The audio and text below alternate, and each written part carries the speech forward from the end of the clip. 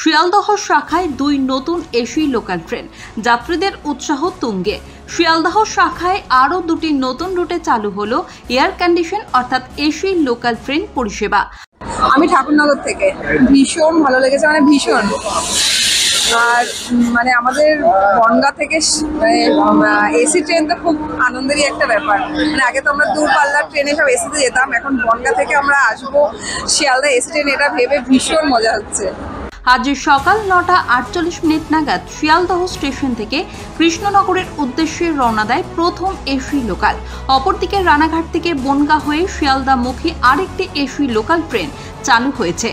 এতদিন ধরে শুধুমাত্র শীততাপ নিয়ন্ত্রিত এক্সপ্রেস ট্রেনেই যাত্রা করতেন সাধারণ মানুষ।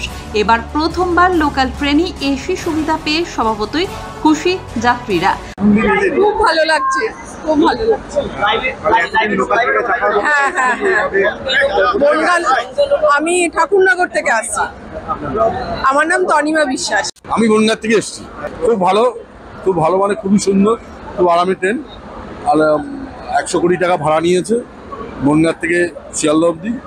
আর এরপর যদি বনগাঁ থেকে একটা উত্তরবঙ্গ ট্রেন দেয়, আর একটা যদি আপনার দীঘা ট্রেনটা চালু করা, যদি যত শিগগির চালু হয় খুব ভালো লাগবে আমাদের।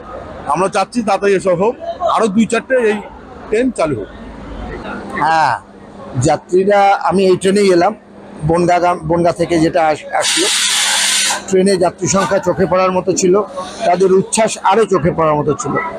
তারা বললেন যে এই প্রিমিয়াম সার্ভিস রাখার জন্য এই ভাড়া ঠিক আছে, তারা শুধু বলছেন যে আরও সার্ভিস চাই। অর্থাৎ যাত্রীদের চাহিদা এবং তাগিদের দিকে মর্যাদা দিতে আমাদের ভবিষ্যতে আরও ট্রেন চালাতে হবে। ডিআরএম রাজীব সাক্সেনা সাহেব অলরেডি রেলওয়ে বোর্ডের সঙ্গে কথা বলেছেন, আরও ট্রেন আসবে, আরও সার্ভিস চালু হবে। যাত্রীদের প্রতিক্রিয়া এবং চাহিদা বিচার করে আগামী দিনে আরও একাধিক এসি লোকাল ট্রেন চালুর পরিকল্পনা নিচ্ছে ইস্টার্ন রেলওয়ে।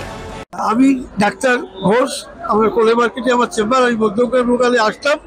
এটা পেয়ে খুবই খুশি এবং রেগুলার আসবো এবং ভালো হচ্ছে, খুব ভালো। আমি বেলঘরিয়া যাব। খুব ভালো লাগছে, এই প্রথম পেলাম। থ্যাংক ইউ সো মাচ রেলমন্ত্রীকে আমি অসংখ্য ধন্যবাদ জানাই। এটা আমরা অনেক দিনের আকাঙ্ক্ষা ছিল, আমাদের ফুলফিল হয়েছে। Thank you so much. Bureau report, সংবাদ যখন 24x7।